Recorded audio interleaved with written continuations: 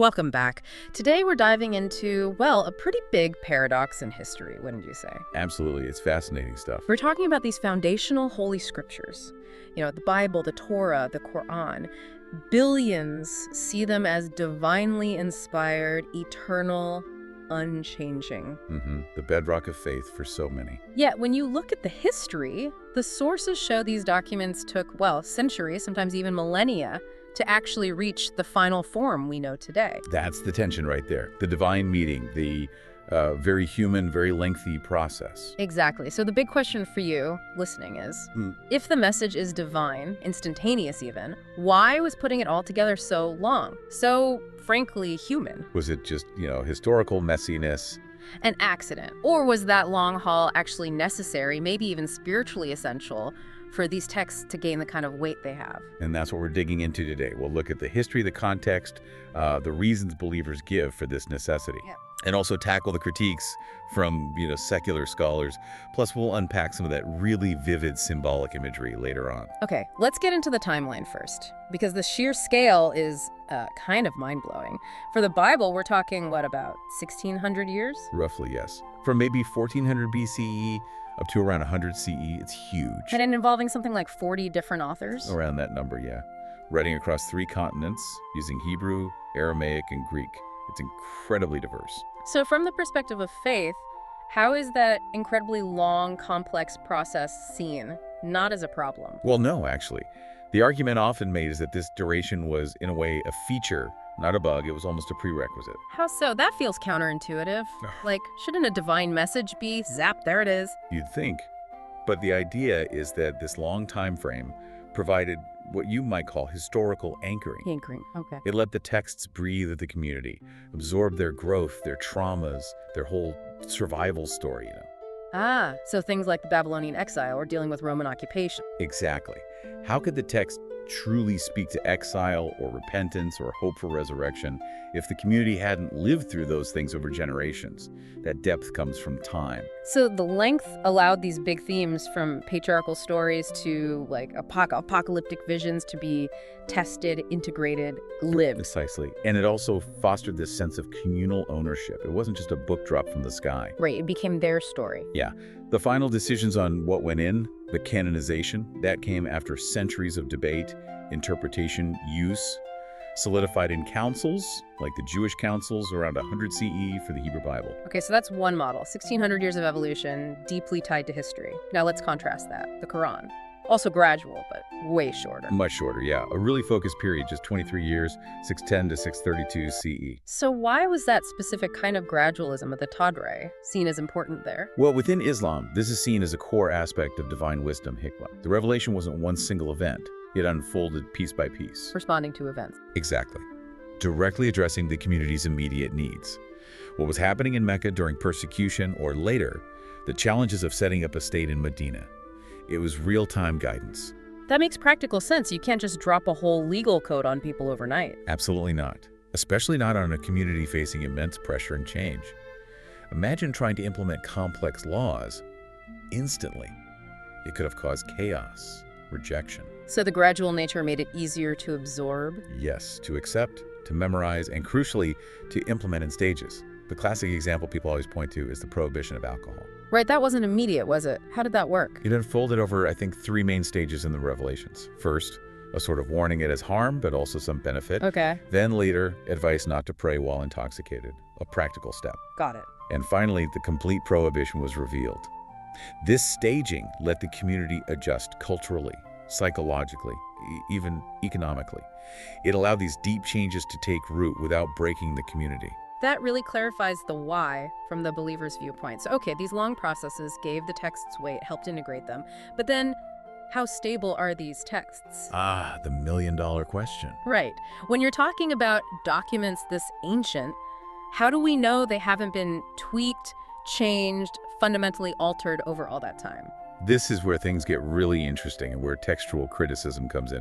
It's the science of figuring out how texts were transmitted. And the big bombshell here is the DeadSea Scrolls, right? The DSS.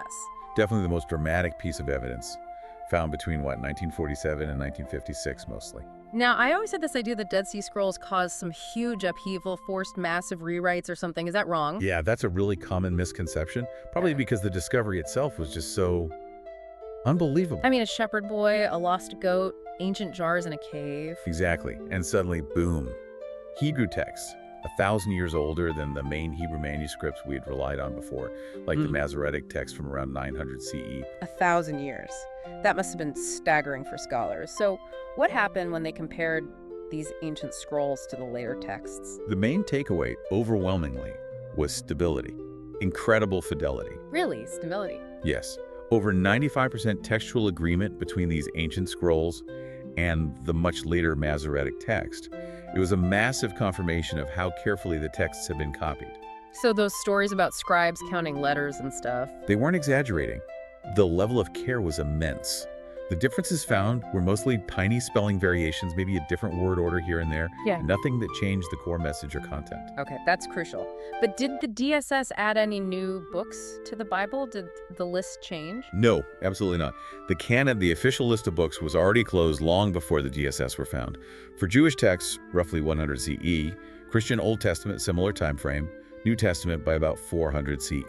So the scrolls were historically vital, but didn't change the theology or the book list itself. Correct. They confirmed the text we had rather than altering the canon. Okay. But you still see footnotes in Bibles today, right? Saying things like, earliest manuscripts don't include this verse or whatever. Who decides that if the canon's closed? Right, that's ongoing work. It's handled by academic committees, scholars, both faith-based and secular, working together. They produce what are called critical editions. Critical editions, like the master copies. Sort of, yeah. Like the Nestle line text for the New Testament is a famous one. These teams look at all the manuscript evidence, every new discovery, like that charred Ingeda scroll or tiny papyrus fragments. Wow. And they weigh the evidence to determine the most likely original wording. It's meticulous work. So the footnotes aren't changing the canon, they're just refining the text based on better evidence. Exactly. They're refinements or sometimes just honest acknowledgments about a passage's history. Like the longer ending of Mark's gospel or that famous story in John about the woman caught in adultery. Yeah, I've seen notes on those. They're known to be very early traditions, but they aren't in the absolute earliest, best manuscripts we have. So good scholarship means you leave them in the text because they're important historically, but you add a footnote explaining the manuscript situation. It's about transparency for you, the reader. That makes sense. Transparency, not upheaval. Okay, so we have these incredibly old texts, processes that took centuries, and yet remarkable stability confirmed by evidence like the DSS. Now, let's flip the coin. The critique. Yes. We've heard the believer's perspective, the long duration was necessary. What about scholars who don't start from a place of faith? How do historical, critical scholars interpret these long timelines? For secular scholarship, that extended duration, all that layering we talked about, it's often seen as strong evidence for human composition, human evolution of the text, rather than direct divine dictation. So the longevity itself points away from a single divine source. That's the argument. They focus on identifying the different editorial hands, the cultural influences, the borrowings from surrounding cultures that shape the text over time. The length allowed politics and social needs to mold the scriptures. Can you give us a concrete example? How does that layering look in practice, say, with the Torah? Okay, well, the classic framework is the documentary hypothesis. It's debated, of course, but influential. Right. It proposes that the Torah, the first 5 books, wasn't written by one person, like Moses traditionally, but was compiled or redacted from several different earlier written sources. These are the famous JEDP sources. Exactly. J, the Yahwist source, using God's personal name, E, the Elicist, using a more general term, D, the Deuteronomist, with its distinct style and theology, and P, the priestly source, focused on ritual, law, genealogy. And the idea is these were woven together over time. Yes, over centuries, maybe between 900 and 500 BCE. Scholars argue this merging happened often for political reasons, like after the Babylonian exile, needing to create a unified text for a scattered people, blending different traditions. That's one explanation, for instance, for why you have 2 different creation stories back-to-back in Genesis. Merging traditions to build identity. Yeah. Okay. And what about the Quran? Its timeline is much shorter, 23 years. What's the secular critique of its gradualism? For the Quran, the secular critique often focuses on adaptation. The idea is that the gradual revelation allowed the message to adapt to Muhammad's community's changing circumstances. So less divine plan, more practical response. That's the suggestion. For example, verses that seem more militaristic or emphasize state building emerged during the conflict period in Medina. The argument is these weren't necessarily pre-planned, but were responses to the immediate needs of survival and governance. And what about things like abrogation, where later verses override earlier ones? Right, the concept of nask. Believers see it as divine refinement, replacing an earlier rule with a better, later one. The secular critique, however, might view it as evidence of, let's say, post hoc adjustments, changing the rules, when earlier ones proved impractical or unsuitable for the community's evolving situation. Okay, so two very different ways of reading the same evidence, the timeline, the development, necessary divine wisdom versus human adaptation. Precisely. It often comes down to the starting assumptions. Let's pivot a bit now. We've talked how and when the texts were compiled. Let's look at what they contain, specifically some of that really vivid imagery, especially about paradise. Ah, yes, the descriptions of the afterlife. Always fascinating. In the Quran, for example, you get these descriptions of paradise with lush gardens, pomegranates, figs, rivers of milk and honey. Why those specific things? Was it just appealing to desert dwellers? Well, it certainly resonated in that environment, but it's more complex. These items, like pomegranates and figs, while perhaps luxuries, were actually available through trade in 7th century Arabia. They weren't completely unknown. So their main power wasn't rarity, but symbolism. Exactly. It's primarily symbolic. These images draw on long-standing traditions in the Near East. They represent the absolute ultimate in abundance, purity, divine provision, a stark contrast to the often harsh, scarce reality of desert life. And the rivers of milk and honey? Think about it on Earth. Milk spoils, water sources can fail. In paradise, these rivers are eternally flowing, unchangingly pure. It signifies perfect, constant nourishment and delight. It makes the abstract idea of paradise really tangible, very desirable. Okay, now for maybe the most sensitive imagery, the part that often gets, frankly, misrepresented, the promises of companions in the afterlife. Right. This requires careful handling. We hear about virgins, sometimes even specific number 72 in some Islamic traditions, and I've even heard 100 mentioned in relation to Christian lore. Let's be really clear and impartial here. Where does this come from? Okay, first, let's address the Christian side. The idea of 100 virgins as a reward. That is absolutely not canonical Christian teaching. It's nowhere in the Bible. So where does it come from? It seems to stem from much later medieval legends, sometimes folk tales, or maybe gross misreadings of parables like the 10 virgins in Matthew's Gospel. That parable is about spiritual readiness for the end times, not about literal virgins as a reward. Mainstream Christianity rejects sexual rewards in heaven. The focus is on spiritual union with God. Okay, so that's a myth or misinterpretation regarding Christianity. What about in Islam? The Houris. The Houris are mentioned in the Quran. They're described as pure, beautiful companions in paradise. The emphasis in the text itself is really on their purity, their untouched nature, their devotion. They symbolize a state of perfection and bliss. And the number 72. That specific number, 72, is not in the Quran itself. It comes from hadith, which are sayings and traditions attributed to the Prophet Muhammad. And the reliability of different hadith varies greatly among scholars. So it's from secondary sources, not the primary text. Correct.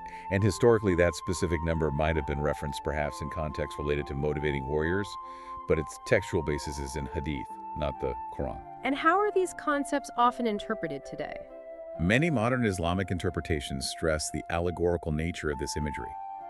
The argument is that these descriptions represent spiritual joys, companionship, and a state of ultimate peace and satisfaction that goes beyond literal, physical, or gender-specific rewards. The core symbolism points towards purity and perfect devotion in the afterlife. Thanks for clarifying that so carefully. It's important to get past the headlines. Okay, we've covered a lot. Theology, history, textual science, symbolism. Let's try and bring it together for everyone listening. What's the big takeaway here about why these scriptures took so long to compile?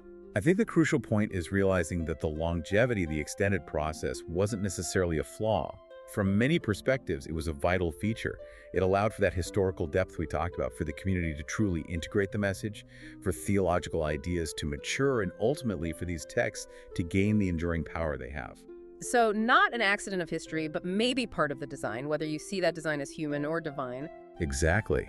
And what's also key is that while interpretations of why it happened differ hugely between secular and faith perspectives. Human evolution versus divine plan. Right. The actual textual evidence, particularly things like the Dead Sea Scrolls, points to remarkable stability once the texts were established.